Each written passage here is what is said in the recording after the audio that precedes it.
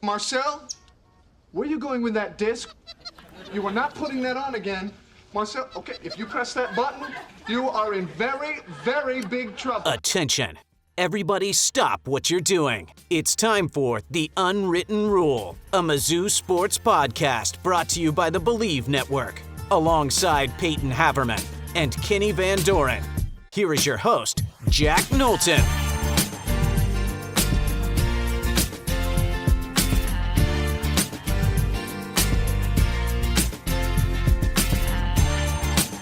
Welcome back to The Unwritten Rule, presented by FanDuel. Today is Monday, July 20th. Payton Haverman is here. Kenny Van Doren will be here for quick hits. We'll have the three-man booth, Payton, for the most important segments, really, of the entire show. That's what the people really want, which is what's important, right? Yeah, of course. Of course. But in the meantime, we're gonna two-man crew the next edition of Mizzou's opponent previews. We're on to number 3 of our way too early look at Mizzou's SEC games. We've done Florida and Mississippi State already, so go check those out if you have not yet. Today we are doing, drum roll please, just kidding, you can see it on the screen if you're watching on the YouTube, spoiler, the Texas A&M Aggies, a team that safe to say, Payton, has gotten the better of Mizzou the last couple of years under Mike Elko, and has had a lot of success, especially in the regular season, with him in charge. I feel like when we did our look back at some of the seasons under Drinkwitz, we look at Texas A&M in those games and just, they're lower on the list. They're just kind of beatdowns.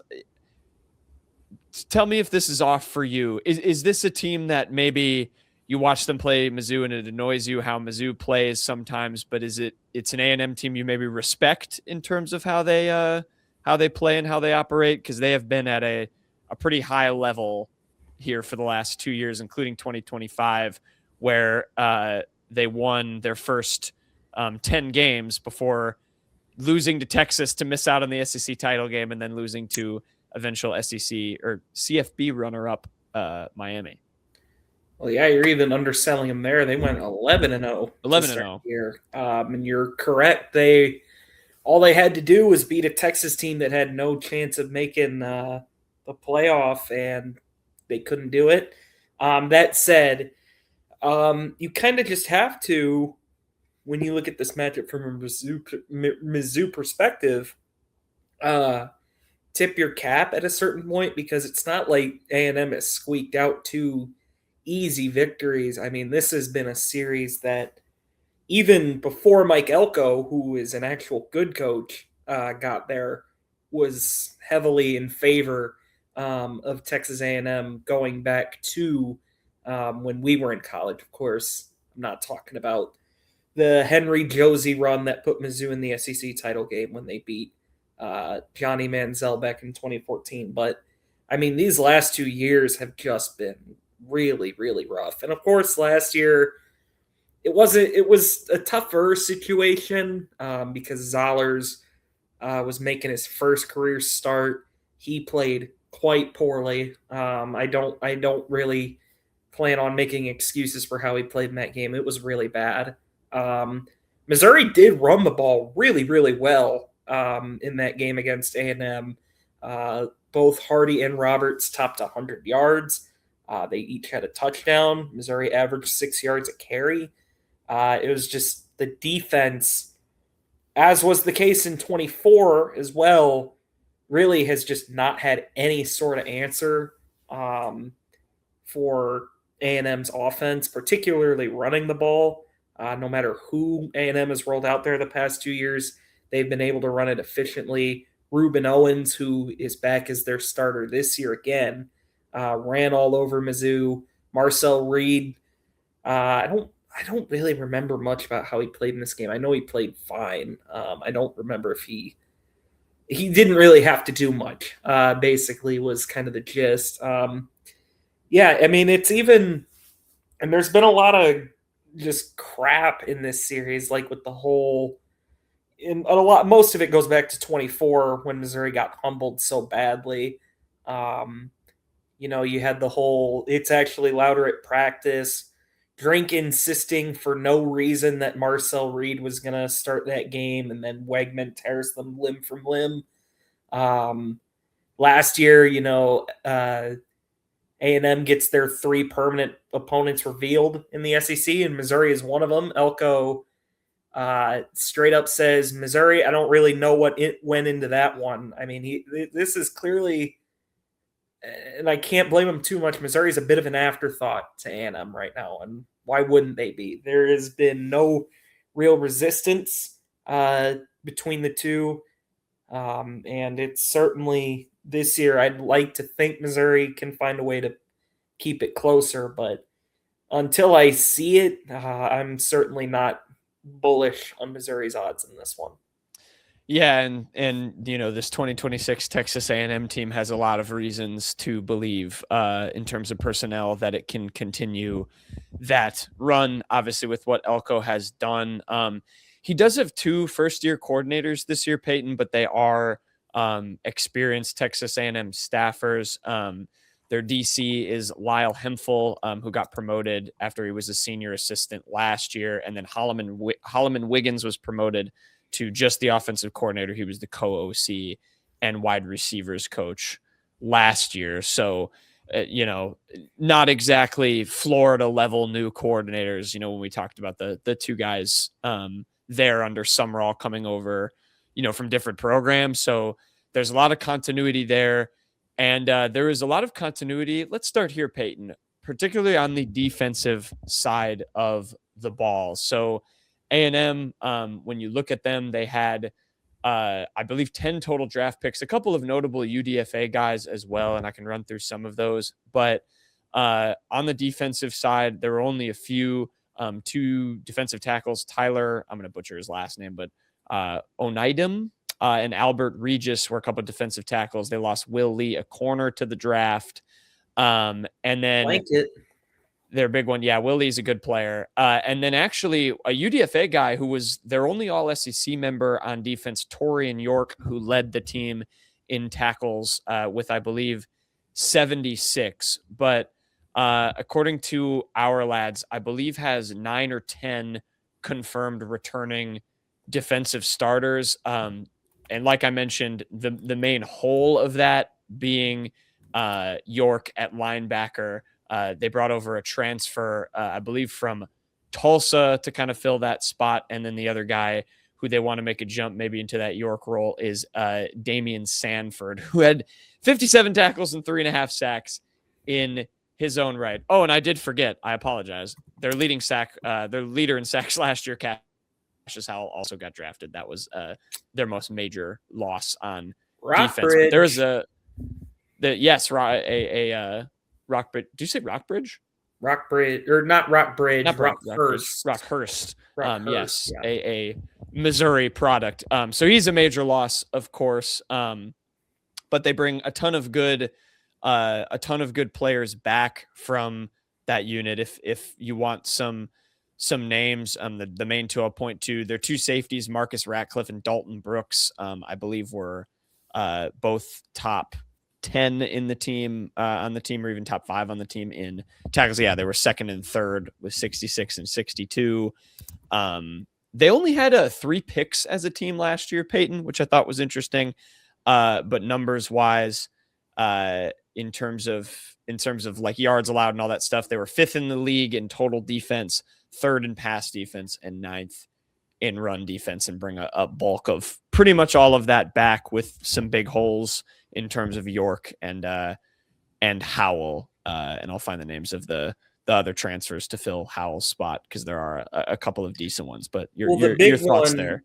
The big one replacing Howell is Anto Saka. Yes. Northwestern. I mean, he's arguably, I'm not trying to disrespect anyone else on Texas A&M's defense, but this dude is probably the most exciting player on that defense. Very sought after in the portal. I think he was, hang on, I have the portal rankings pulled up here. I can tell you he's 42nd. Yeah, very highly rated player, very good at Northwestern. You look at the numbers, they don't necessarily jump out at you.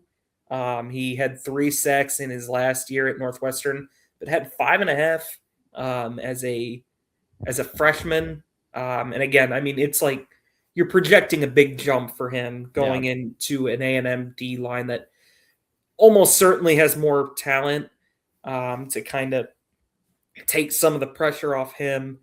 It's kind of like if Missouri fans want a comparable situation to their thing, Zion Young was not like he had good production at Michigan State, but it didn't like jump off the page at you.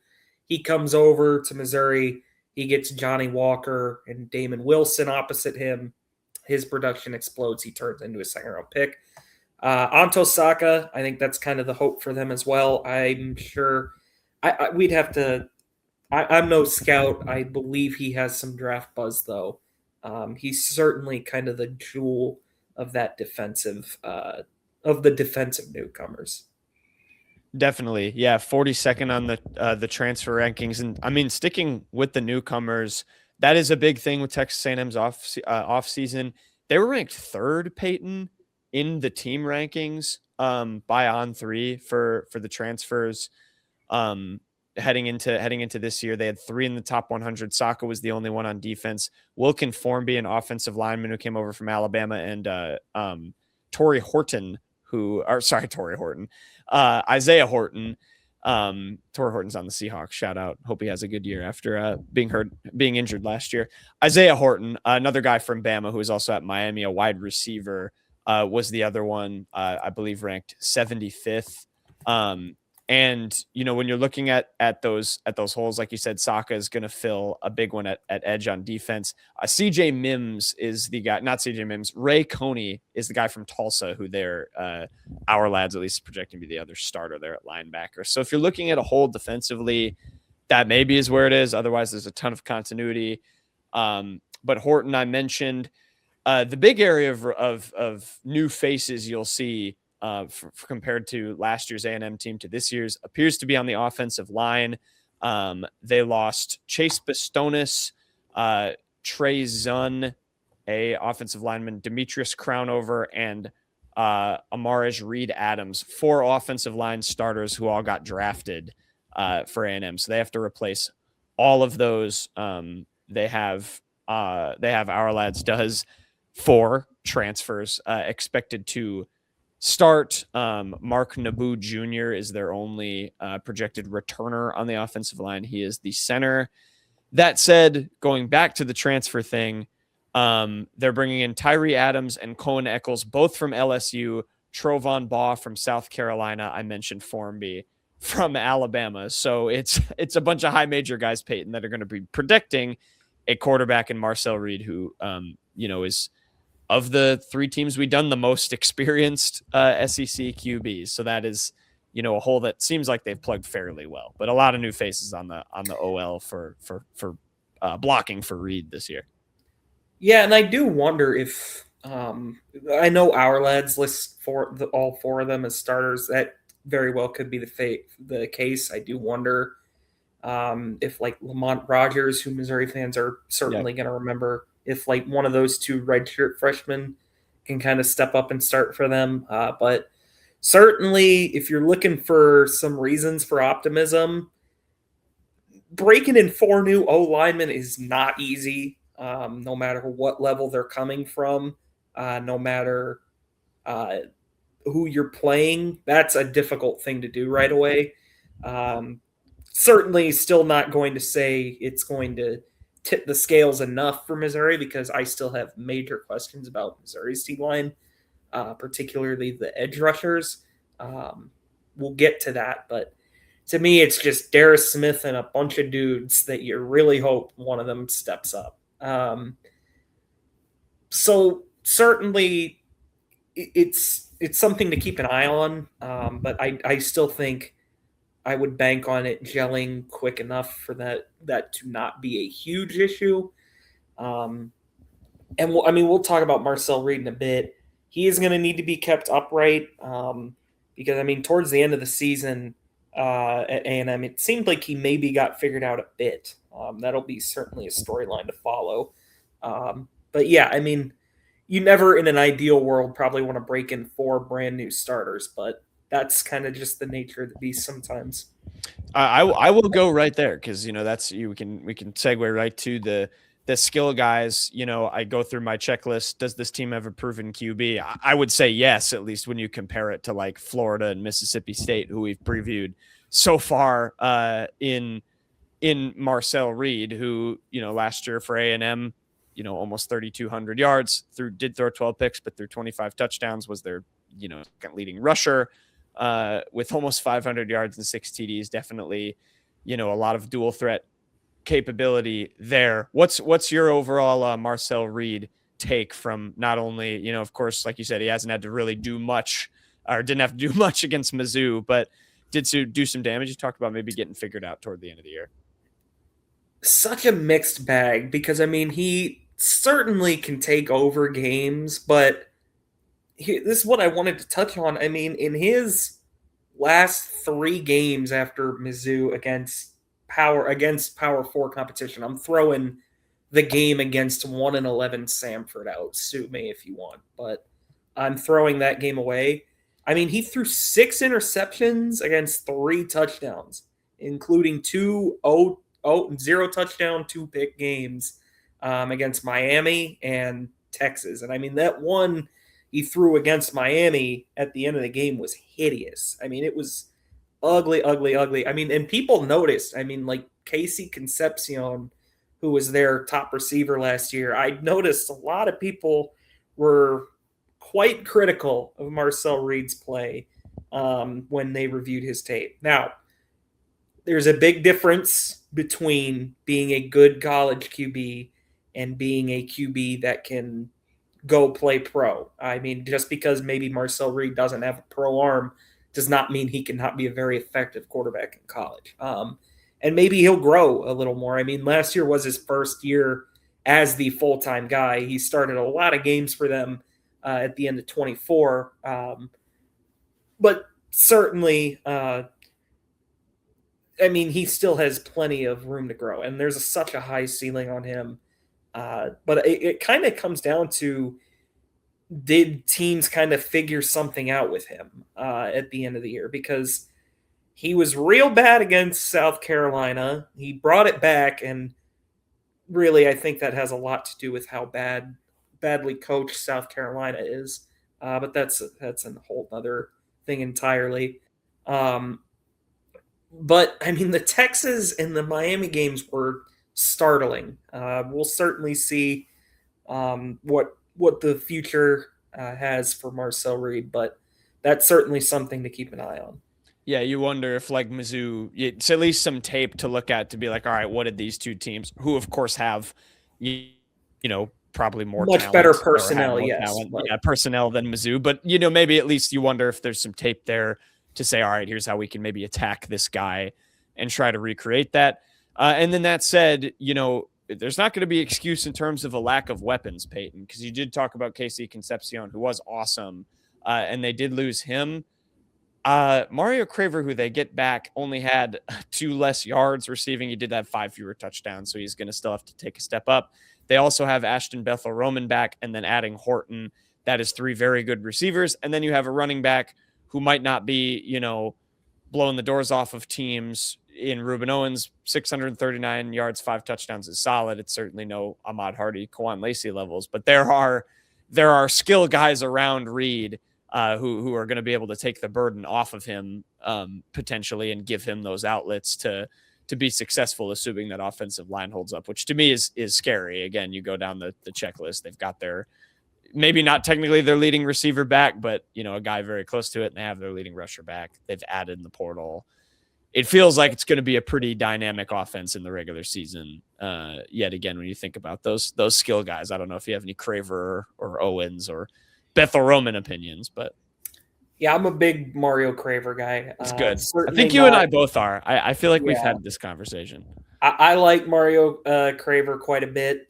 Yes, he's not a guy that is going to he's not going to go up and win jump balls. He's only 5'9", and that's the Texas A&M height, so he may not even be that tall.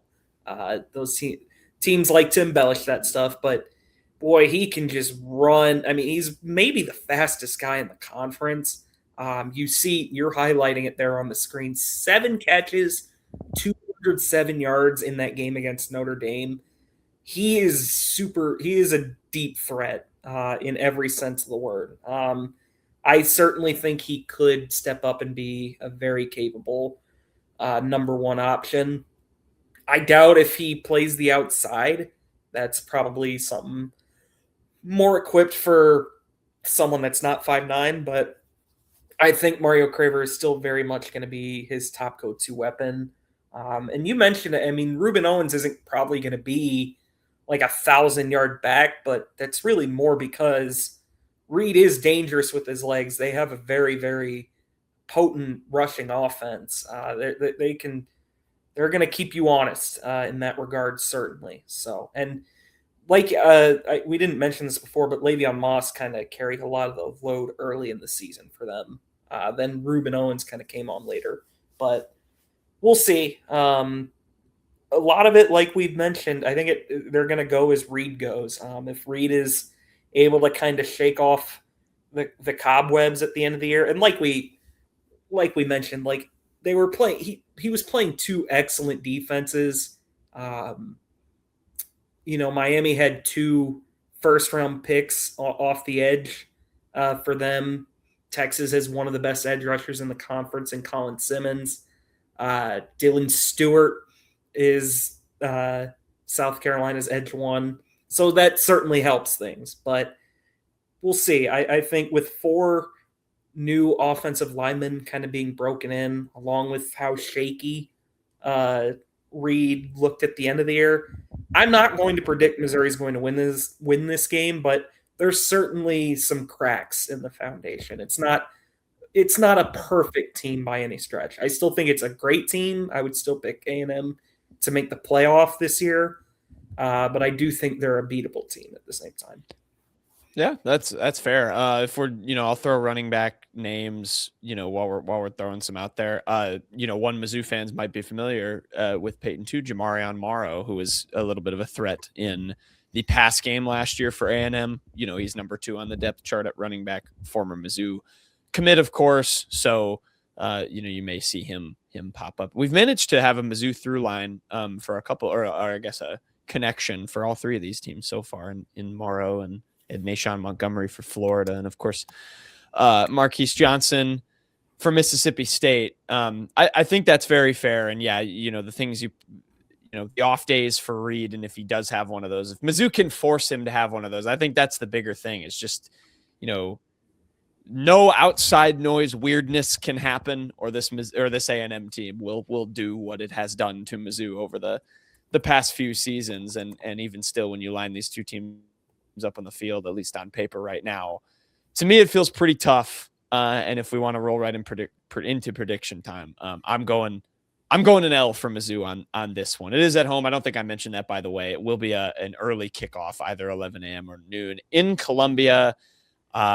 This game is on October 10th. And actually, Payton, if you want to make a pick, I believe I have a FanDuel line already for this, but I will check. Yeah, I'm going to take an L as well. I haven't looked at A&M's schedule around this game, but like I said, until I see Missouri actually play competitively against A&M under Mike Elko, I don't have the confidence to think that they're going to. This is clearly, as of this point in time, A&M is a program that clearly has Missouri's number.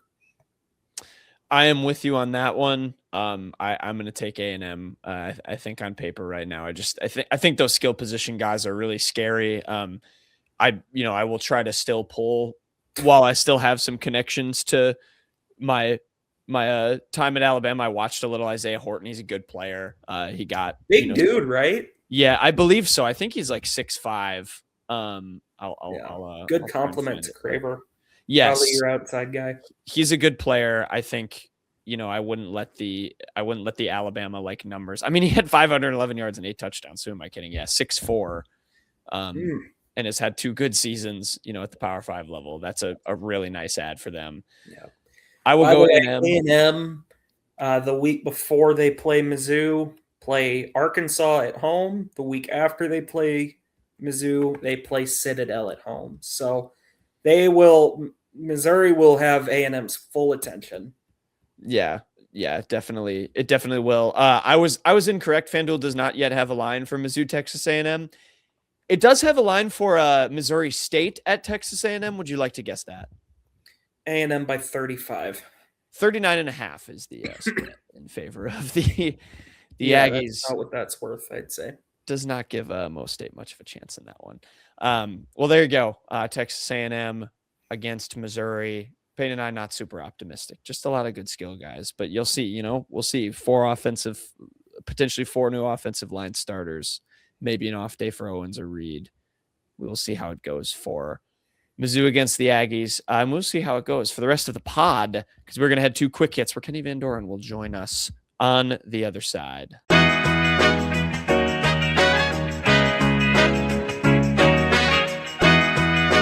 All right, quick hits time. We'll finish up the show, and we have the third member of our team here now, Kenny Van Doren. Kenny, just to make it uniform on the outlooks for the archive, you were in the studio listening to the end of Payton and I's Texas A&M conversation. Do you want to differ from us? Do you think Mizzou will win that game? No. Like I said a couple weeks ago, I mean, Mizzou just has to show me it for me to actually believe it. Just Texas A&M has Mizzou's number through and through last couple of years. I think they do. Skill guys are very, very good on that team. Let's test our skills. Daily Dozen, Ken Sports Shorts. Kenny, how many are we getting? Let's go 4. Yeah. I'm not running. Me and Kenny are not running on very much sleep. So this might be tough. You guys got to get your Z's in 8 hours. It's critical. Got to get the Rams. NFL. After going undrafted out of Miami, the second-year Jaguars wide receiver broke 1,000 yards in 2015 and shared the same first name as a teammate who also broke 1,000 yards. I know this answer. Do you guys know it? 2015. The teammate's name is Allen Robinson. So you're working for an Allen. Not Alan Lazard. Nope. Although he was a UDFA for the Jaguars as well, but he was from Iowa State. I don't remember who it is. I don't remember either, and it's going to make me mad. Alan Hearns. Yeah, I vaguely remember that. So he was kind of a one-hit wonder a little bit with that year. Yeah, he was. He didn't really do much after that. But MLB, Max Scherzer began his career with this National League West team from 2008-2009 before becoming a Cy Young with the Tigers. MIZ, Max. Jack, do you know it? He began his career from 2008 to 2009. Not Washington. He was with Washington later. NL West. What was he? NL West. For? I missed that. So that is LA, the Giants. Is it LA? No. Oh. It's LA, the Giants, the Padres, and the why am I blanking? Oakland? No. Oakland's in the AL West. Oh, is it the Angels? No, that's NL. No. Or that's AL too. You're missing 2 NL West teams. I don't know. Arizona Diamondbacks. Oh, the Diamondbacks. See, what was he traded for, Kenny? Do you know? I mean, you can think about a couple guys that went between the Tigers and the Diamondbacks. Justin Upton? No. Wouldn't have been traded for like the Astros. I don't know. I can look it up real quick. I am curious. I don't know. Should I make Scherzer my 2019 National of the Week because of that? Has he been it yet? I don't know that I've done Max Scherzer yet. I don't think you have. I might make him the 2019 National. The New York Yankees traded right-hand pitcher Ian Kennedy to the Arizona Diamondbacks. New York Yankees traded center fielder Austin Jackson and left-handed pitcher Phil Koch to the Detroit Tigers. Detroit Tigers traded Curtis Granderson to the New York Yankees. Arizona Diamondbacks traded left-handed pitcher Daniel Schlereth and Max Scherzer to the Detroit Tigers, and Detroit Tigers traded right-handed pitcher Edwin Jackson to the Arizona Diamondbacks. League 3. Ian Kennedy and Edwin Jackson. All right. That's great. That's a good trade. If it were opposite day. Why don't we go on to soccer?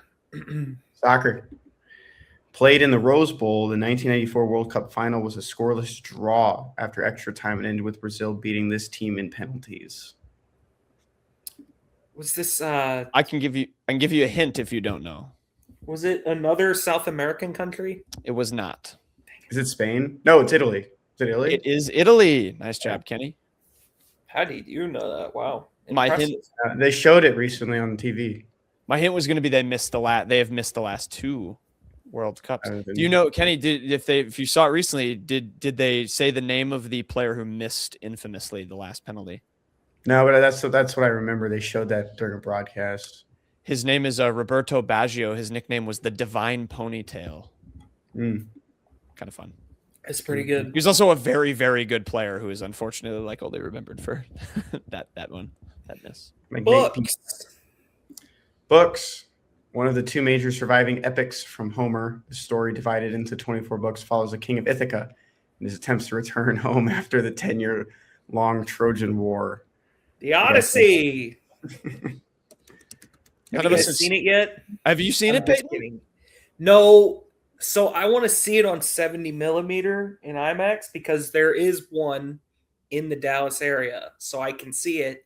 The problem is it is like booked up through August. Yeah. So I'm probably gonna see it just normally and then book a like 2:30 a.m. on Friday ticket, which was what I was looking at to go and see it. Nice. I respect that dedication. I also have not seen it. I don't know. I live in Iowa. I don't know where I'm going to see it in 70 millimeter. I really doubt you'd probably have to go to Chicago to see it. Yeah. It's a tough beat. Celebrity mashup. Name the 2 celebrities matched up in this photo. Okay, so one of them is Walton Goggins, I think. Or is Walter It might be Walter Goggins. Sorry. Brain again. I thought it was Walton. Treg Goggins. G-O-O-G. Yeah. That's fun, right? I don't know. The woman is Walton Goggins. Reese Witherspoon or someone in that same category. Emma Stone? No, not Emma Stone. I need to look up the movie. You sure that's not Emma Stone? I don't. You think it's Emma Stone? I don't know. I don't think that's Walton Goggins, to be honest. I think that's Elizabeth Banks. Oh, Sure. go for it. I think the guy is the one from those T-Mobile commercials. That's Walton Goggins. I was right on. It's not Walton Goggins. I have the wrong actor. I had the wrong actor. Right. I was right. That is not Walton Goggins, but I had the wrong actor. I was just thinking knew it wasn't Walton Goggins. I had the guy in the T-Mobile commercials and I had his name screwed up. This is where my brain. Who is it? I don't remember. Because Walton Goggins is also in It looks kind of like James Woods. It's Don't think they'd be doing James Woods right. I don't either, which is why I didn't say that guess. Anyways, why don't we move on? Or is it AT&T commercial? It's something like that. No, it's T-Mobile, and he's in that one the show about the I weather. got home internet from T-Mobile. It's Billy Bob Thornton. Billy Bob Thornton. I got him mixed up with Walton Goggins. That's my bad. Send me a text. No, really, where am I? Introduced in 2001 and discontinued in 2016, the cereal brand added cocoa-flavored varieties such as chocolate or chocolatey crunch and chocolatey caramel crunch. Jack? I do like cereal. I don't know. I don't know either. All right. Television. While the original series never won, its HBO prequel series won Best Drama at the 2022 Golden Globes for its first season. That's very drama series not that much to got a go on. prequel that was really. That was better than the original. Is it Better Call Saul? That's not HBO though. That's why I don't think it is Better Call Saul. But I can't think of like another one. What was a prequel? Plus, on Breaking Bad had to win something. What was a prequel? Did The show? Wire get a prequel? No. The Wire. It has to be a Wire prequel. It's not like Sopranos. What's an HBO like original? The Wire. Is The But Wire? I don't know. And I feel like I remember them getting some kind of prequel, but I could be totally making Go for it. I don't know what The Wire would be a prequel. I don't know of, what but- the name. No, it wouldn't be The Wire. It would be the prequel. Wire, And I don't know what the prequel would be. I don't know. Movies. Jim Carrey played Edward Nygma, a.k.a. the Riddler, and Tommy Lee Jones played Harvey Dent, a.k.a. Two-Face, in this 1995 superhero film. Batman Returns? I don't know which one it would be. Batman Forever? Batman Batman Ninja. Returns? Oh gosh. Yeah, good luck. You guys are the superhero guys. Can we do Returns? I think it's either Batman Forever or Batman Returns. Can we do Returns? Let's do Returns. Incorrect. Music. After going on American Idol, the singer's 2003 debut single, This Is the Night, was a #1 hit. And then they had to hit covers of songs like Invisible and Solitaire. Don't know. I don't know. Who won American Idol? Like, who's the famous person who won it? Katy Perry? No, not Britney Spears.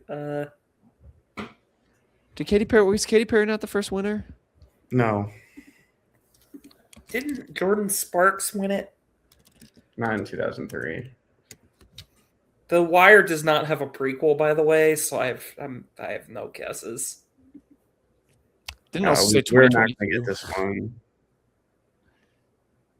Ruben Studdard. No idea who that is. Absolutely no idea. All right, we'll just skip it. I mean, we don't want time on this. Celebrity mashup was Billy Bob Thornton. My bad. All right, I want to see the other ones. Cereal, Captain Crunch. Oh, geez, we should have at least thrown a guess out. Television. I was thinking House of the Dragon. Yeah. I didn't know they counted as a drama. That makes. Oh, that's bad. We didn't even think of Yeah. that. Well, I thought of it. I didn't think it applied. It was I Batman Forever, so I mean, I knew it was one of those. They got like 4.25. Yeah. Clay Aiken. I don't know who that is. What I looked up wasn't even right. Oh, that's a brutal. Oh, it's after going on American Idol. It's not even the winner. Oh, see, that's a brutal one, fellas. It's okay though. You know, you got 4. We did get 4. We hit your objective. You were spot on for us. All right, Tigers in the Wild. Kenny. The Tiger in the Wild goes to former Mizzou starting quarterback Beau Pribula. Virginia officially announced Beau as its starting quarterback on Saturday, much sooner than Missouri did last season. Missouri had to do it by default as well. But this will be Beau's final year of college football. That kind of hard to believe. Feels like he's been around for a while, but it feels like it's kind of been on the cusp of being a established starter as well. Yeah, he's established, all right. What a dumb sport college football is. He leaves Mizzou. He goes to the team that beats them in the Gator Bowl, which he wasn't even in attendance for, mind you. And he's now on the bitter rival of the team everyone thought he was going to transfer to, Virginia Tech. Yeah, good luck, Beau. Couldn't have said it better. Payton, your Tiger in the Wild. My Tiger in the Wild is going to be Scottie Adkinson because, for those of you that don't know, he is at Nike EYBL Peach Jam at the moment. He got to go against Beckham Black, the #1 recruit in the nation. And he scored 18 points, and Mocan Elite beat Beckham Black's team. What is their name? Do you know off the top of your head, Kenny? AB Elite. It's AB Elite, sorry. I don't know, man. Like, it seems like Kenny can maybe speak more on this. I know he's followed it closer. It feels like Scottie's playing pretty well. The video I watched here, by the way, my brother sent me this. So shout out Connor Averman for tipping me off to this happening. Scottie seems like he's doing well. I know there's still like concerns about his shot at the moment, but seems like a very capable playmaker. I like guards that are big and tough and can play downhill. And that seems to be what Scottie's really excelling at right now. Yeah, he's playing well. He's been on the top performers list. He's been thrown around a lot that he's 6'1". He's not 6'1". He looks over me when I talk to him, and I'm like 6 foot, 6.5 feet. He's 6'4". He's a bulldog. We know that he doesn't shy away from competition. If the lights are never too bright for him as well. Yes, he kind of goes through the shooting lumps of there might not everything might be falling, but impacts the game in a lot of different ways, and continues to do it here. And it's his final time on the EYBL circuit with Mocan, and he'll finish out his high school career, his senior season with Webster Groves in the St. Louis area. What do you think that's kind of says about, because I know nowadays, and you've even mentioned it before, like people thought he might have transferred to Link. Why did he stick with Webster Groves? Yeah, I wrote about it a couple times. I think he moved to St. Louis to play at Webster Groves. Yes, it was the Bradley Beal Elite at first. That was his AAU team. Switched over to Mocan. But Webster Groves has a historic basketball pedigree as well. There's some high schools around St. Louis. You can point to Chaminade as well with Tatum playing there. Principia has built, a powerhouse as well. There's a lot good at There's a lot. I mean, St. Louis is just very underrated for basketball. And even with, Link Academy was most definitely interested in other schools of pulling him away from just a regular high school. He had a really good relationship with Justin Mathis, and they trusted each other. They've had, good players, some guys that play NAIA and Division II and Division III within that program as well. So it's not like he's the only guy on this team. And I think, he just wants to, finish out high school, just finish out the right way. And there's been guys that have left Link as well. There's a new prep school, a new school of that manner in Kansas City on the Kansas side called Monarch. So, I mean, guys are moving around all the time, but I think it speaks to his character and the person that he is that he's staying there as well. You see so many of these top high school players transfer schools 3 or 4 times. A guy like Tyron Frazier, yes, I mean, he was kind of forced to go to Iowa prep in Des Moines just because OTE is no more.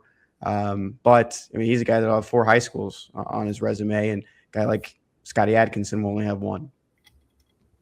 I think that's important too.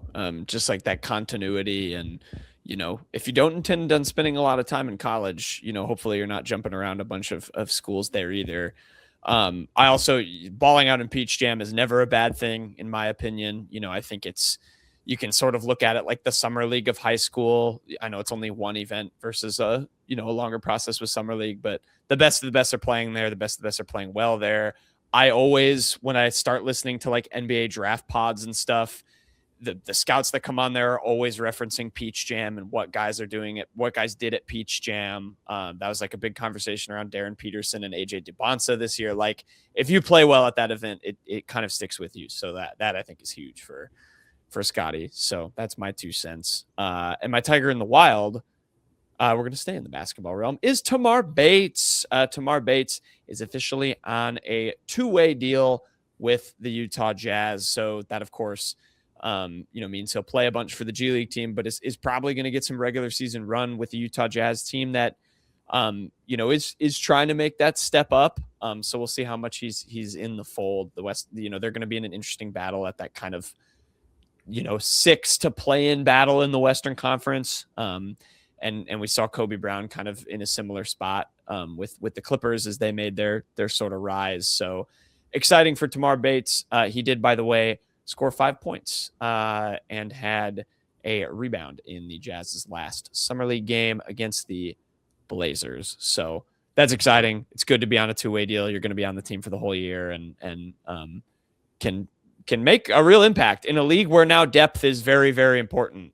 Teams are going to be looking and spotlighting at guys in Tamar Bates' position to see if, guys on cheap contracts can help you in this weird second apron era that we're entering in the NBA. So it's good news for Mr. Tamar Bates. We'll go to headlines, unless you two have some 2 cents. But Kenny, I'm happy for Tamar. Yeah, it's great. It's definitely great. Kenny, headline.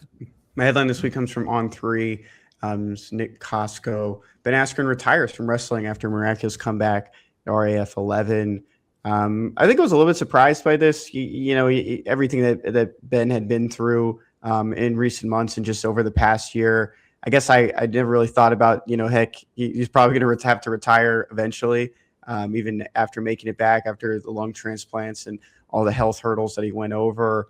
But he held former UFC heavyweight champion Bilal Muhammad to a 6-3 decision, falling just short in their co-main event. But yeah, funky, calling it a career. He will still serve as a rules analyst for RAF. And of course, he still has his coaching at Askren Wrestling Academy. I had someone DM me on Instagram and say they had no idea he went to Mizzou. And I was like, oh, I feel like any of the pro wrestlers or pro MMA, you always just know that Ben Askren was one of those guys that was a part of Tiger Style.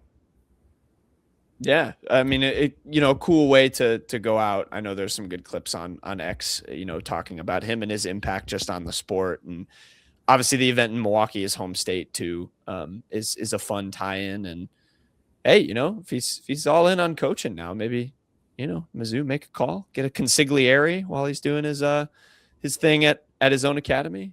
Can never hurt. Great career for Ben Askren, very exciting. And good for him to hopefully go out on more of his terms after dealing with all that adversity, and calling it a career. Payton, your headline. My headline comes from On Three Rivals. 4-star running back Landen Williams-Callis sets announcement date for August 1st. He's between 5 schools officially. Mizzou is obviously one, otherwise it'd be really weird that we're talking about it. Houston, SMU, Texas A&M, and Texas are the others. Kenny, is this going to be good news? What do you think?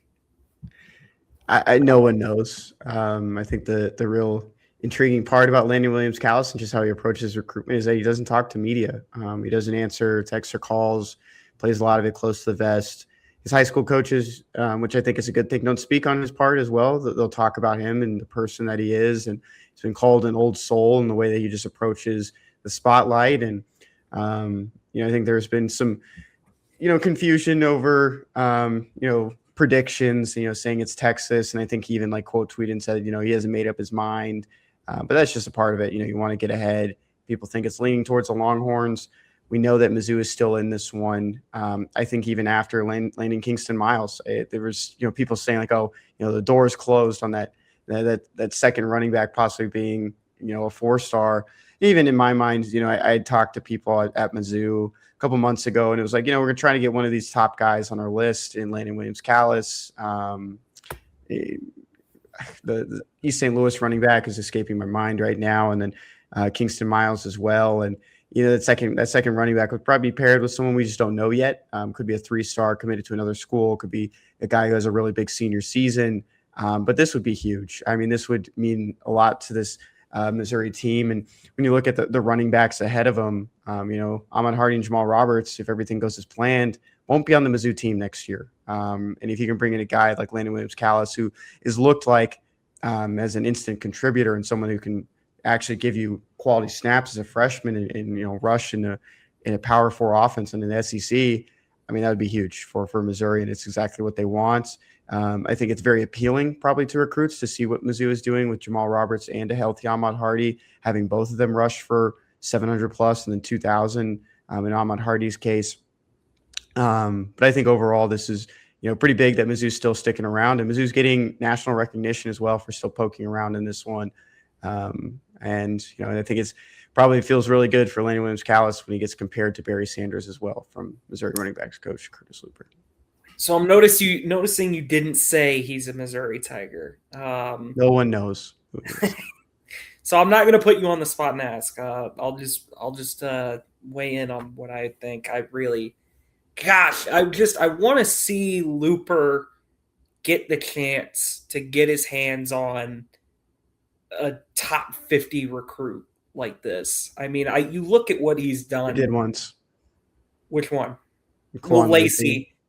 Okay, yes. And he left before things really, there was a lot that happened with that one. But I mean, like you said, Kenny, in an ideal world, Hardy and Roberts are not on the roster next year. Or even if Roberts is back and he's the main guy, if you give Williams-Callis comes in and you just make him the bona fide RB2, I mean, I want to see Looper have his chance to just get a guy that is ranked in the top 50 like Williams-Callis is and just be able to develop him for 3 years. Just keep him in the fold. I don't know. It's probably wishful thinking. I mean, he's a Texas kid. When Texas and Texas A&M are hot after you, it's kind of hard to beat that. No doubt about it, I'm sure. But yeah, I mean, you just look at what Looper's done. I'm not trying to besmirch anyone, but I mean, geez, You look at Tyler Beatty, just a normal average Joe 3-star, leads the SEC in rushing, breaks Mizzou's all-time rushing record. You look at Cody Schrader, who got 0 D1 offers, was RB7 when he transferred in. By the time he leaves, breaks Mizzou's rushing record, leads the SEC in rushing. Ahmad Hardy, yes, when he transferred, everybody wanted him, but still came to Mizzou, broke the rushing record. They broke the rushing record 3 times with guys that are a combined 5 stars out of high school. So I would really hope that somehow, some way, they land a recruit of this caliber for Looper. I guess I was wrong. Kawan Lacey was a consensus number 184 in the Rivals Industry ranking at a high school. This will be the first time. Oh, come on. Just let this go Mizzou's way. And the East St. Louis running back, Myson Johnson Cook, committed off. Right. Yeah, I knew he was another hyphen name. I didn't want to jump in on you, though, because I wasn't 100% sure either. We'll find out August 1st. Certainly would be a very, very exciting ad to Landen Williams-Callis. My headline this week, it's the last one for the tournament. Final World Cup mention, probably, unless some crazy controversy happens off the pitch. Spain's persistence pays off to win 2026 World Cup as Messi, Argentina exit quietly. A well-worded headline. Shout out Mark, Gab, and Lizzie from ESPN who all contributed to this. The World Cup's over, folks. Spain are your champions. They beat Argentina 1-0 on Sunday. And Kenny Payton, I have some stats for you about this game because very funny if you didn't watch it to just look at the numbers. Spain won this game 1-0 after extra time. It took 120 minutes to finally break and get through and overcome Argentina's kind of magic that they have been able to pull these knockout wins out of nothing and get to this point. But 65% possession to 35 Spain had. Expected goals, which is exactly as it sounds, was a 2.29 to 0.22, which is insanely high if you don't, have never heard of expected goals before. 20 shots to 2. Argentina did not have a shot in the first 90 minutes. Both of those came in extra time. 12 shots on target to none. 32 touches in the Argentinian 18-yard box for Spain compared to 8 for Argentina in Spain's 18. Just wild. And yet it took extra time and a red card for Argentina to basically not push this to penalties. They were being real stubborn, but Spain broke them down. They win the World Cup, their second ever. Won it in 2010 as well. And a little bit of maybe a sad ending for Lionel Messi, but I don't know, with those numbers, he didn't deserve to win the match, and they didn't. So there you go.